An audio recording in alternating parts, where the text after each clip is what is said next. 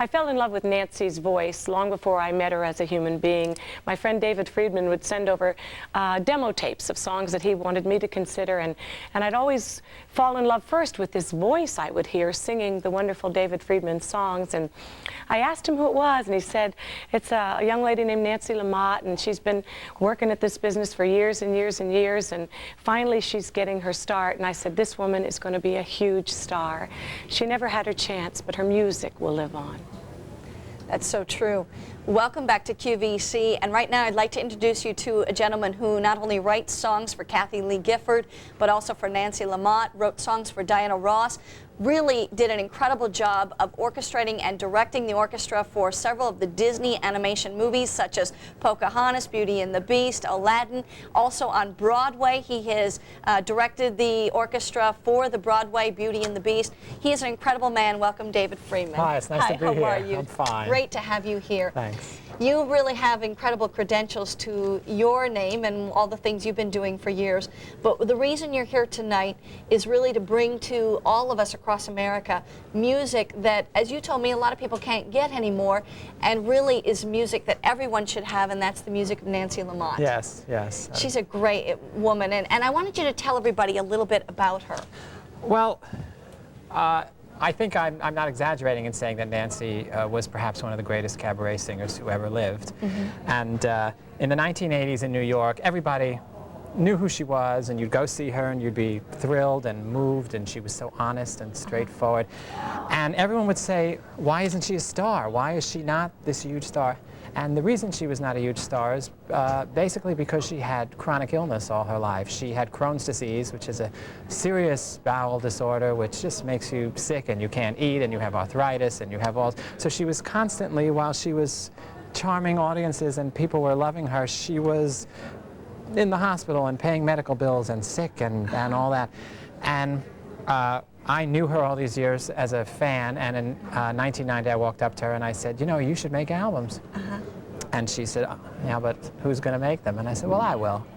And this wasn't really what I did, but I just was so taken with her, and I didn't think about making money, I didn't think about fame, I just wanted that voice. And you wanted that voice to be shared with people across the country, exactly, not just in New York. Exactly, Yeah. and I thought records were the way to do it. Yeah. And we made 5 records, 2 of which you have tonight, and the most recent one, Listen to My Heart, we made with full orchestra, and Peter Matz, who did all of Barbra Streisand's early albums, orchestrated. We really went for broke on it. And you actually just produced that and recorded it in November, just this last November. We put it out in November. Put it out in November, and recorded okay. it sort of a few months earlier.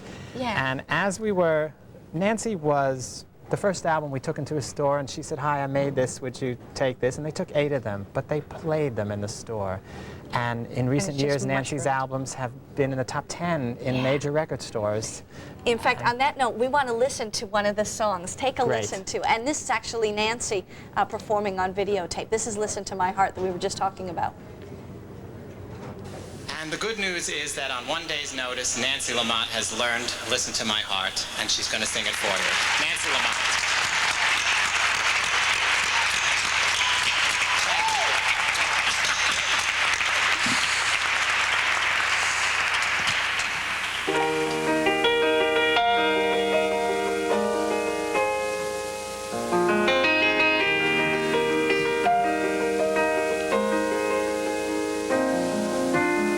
Here we are, you and I at last, in the right place, at the right time.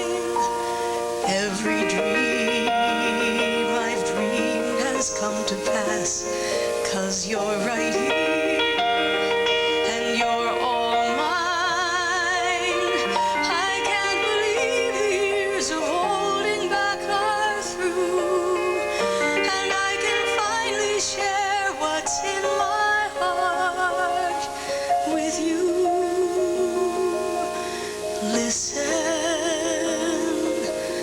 listen, listen to my heart, listen to it sing, listen to my voice, it wants to tell you everything. There's so much to say, I don't know where to start. it's such a gorgeous song. Oh, thanks. I tell you, they gave me the cassettes a few days ago to listen to. It's Listen to My Heart and My Foolish Heart. And I have listened to it back and forth to work, you know, in my car, and I've been just loving every minute of it.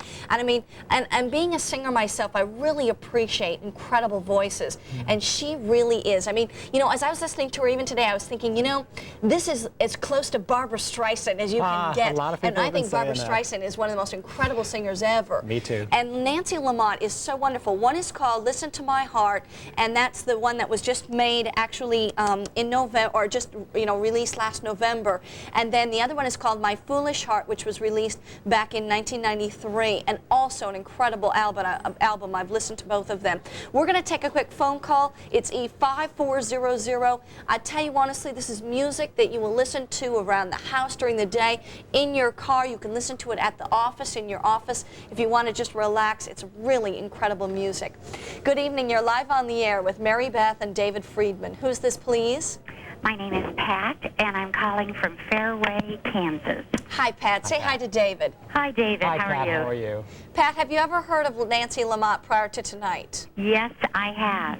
And I'm one of those people who has searched and searched for the CD collection here in the greater Kansas City area and could not find it. So I'm just overjoyed and ecstatic that I can get it tonight. Yeah. Oh, that's wonderful. That's, you see, we came on QVC because there's been such an outpouring from the nation, and we felt that if, you know, people were tracking us down, that there must be hundreds more who couldn't find us, because we're a tiny record company. These records were in my bathtub until recently, you know? Yeah. And we wanted to let the country know there's been a tremendous I mean, the other part of the story, of course, is that as we began to make this album, Nancy was diagnosed with uterine cancer. And uterine cancer is usually an extremely curable disease, but given Nancy's health history, it escalated. And Nancy somehow knew, even though none of us knew consciously, she knew that this was it. Yeah. And so she made this whole album in 2 days. She sang all the songs on it. That's amazing. It's unbelievable. Yeah, I watched her I don't know if anybody else that's ever done that. No, it was shocking. I mean, and so brilliantly sung. And she just got everything done that she had to get done, and we had no idea she was that ill. We thought she was going to recover, and then suddenly last December she took a terrible turn for the worse, and they found that the cancer had turned into liver cancer, and she was gone in a couple of days. Yeah. And so and Kathy Lee Gifford, who was a great friend to Nancy. After every chemotherapy, Kathy and Frank Gifford would have Nancy up to their house and take care of her. And Kathy, when she found out Nancy was going to have chemotherapy and was going to lose her hair, said, "You're coming with me. I'm buying you these great wigs and picking you up in a limousine."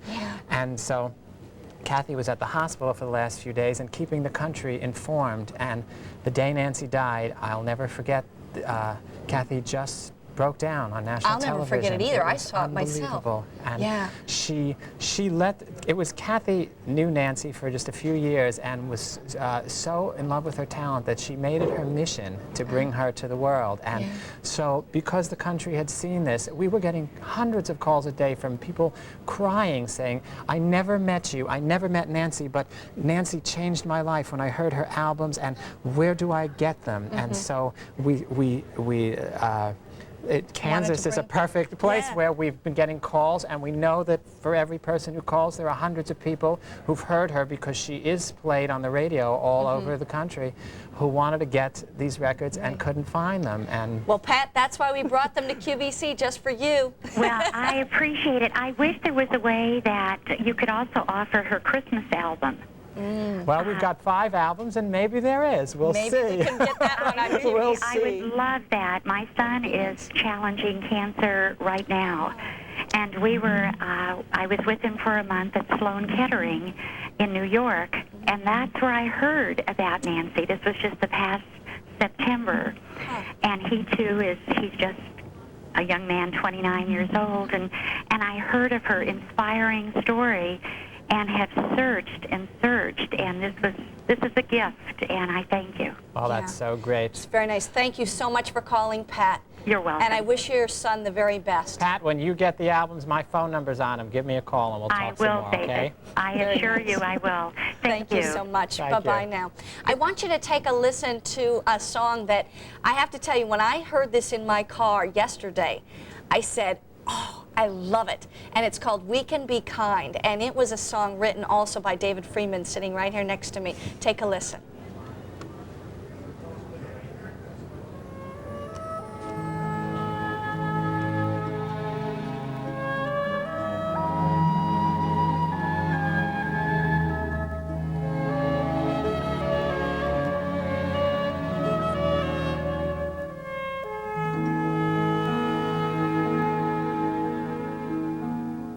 So many things we can't control, so many hurts that happen every day, so many heartaches that pierce the soul, so much pain that won't ever go away.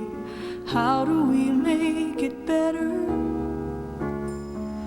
How do we make it through?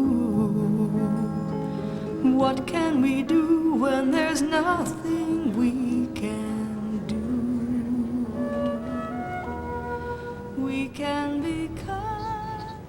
Oh, that, you know, it's the kind of music that at times it just put a big smile on my face, and at other times I just wanted to cry. Oh. You know, there's so much emotion in Nancy's music, and it just brings it right out of your heart, and that's what you're finding when you listen to her. I'll tell you, this was Nancy. Nancy and I did a concert called In Celebration of Life, and every year we closed it, and I would write a new song for her. And I said, what would you like to sing about this year? And she said, can you write me something about how people should be nice to each other? And that was her idea. I mean, she was such an extraordinary, good, kind being who had this terrible health challenge, and yet when she was on the stage, she could hardly walk to the stage sometimes, and then she'd get on and she would be so inspiring and so gorgeous, and the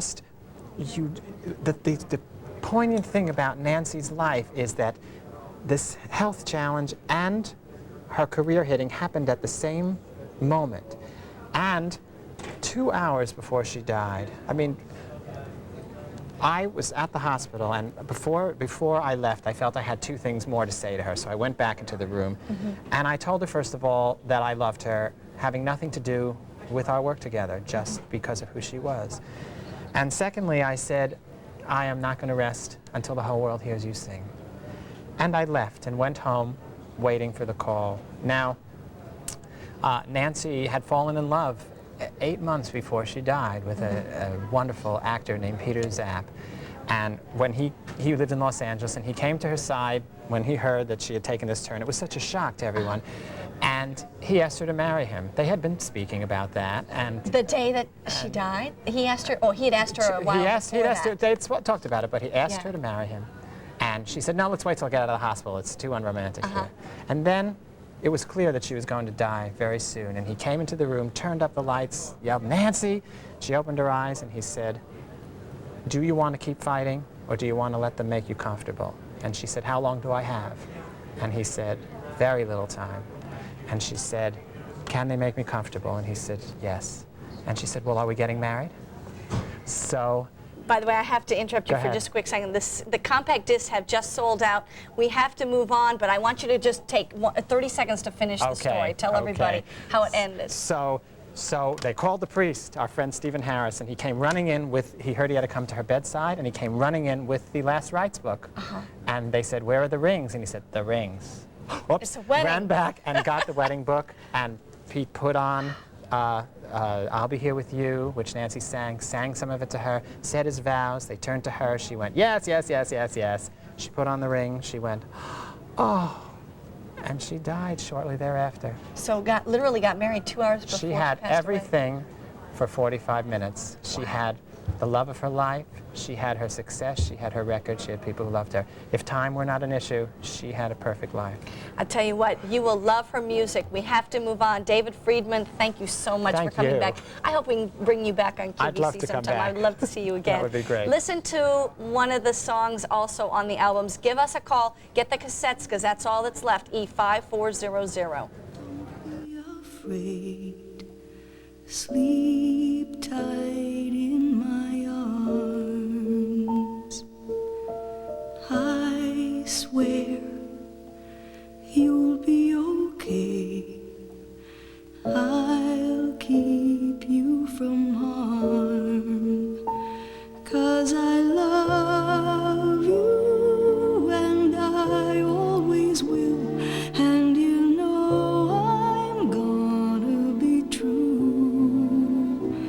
And whenever you need me, I'll... Thank you so much for your orders for the Nancy LaMott cassettes and CDs. I gotta tell you, you will love the music. Without a doubt, you will say, I would love to find some more. Hopefully we can bring back some more to QVC and maybe even bring back some of her other albums, because I know for myself, I want to get other albums because I have those now too.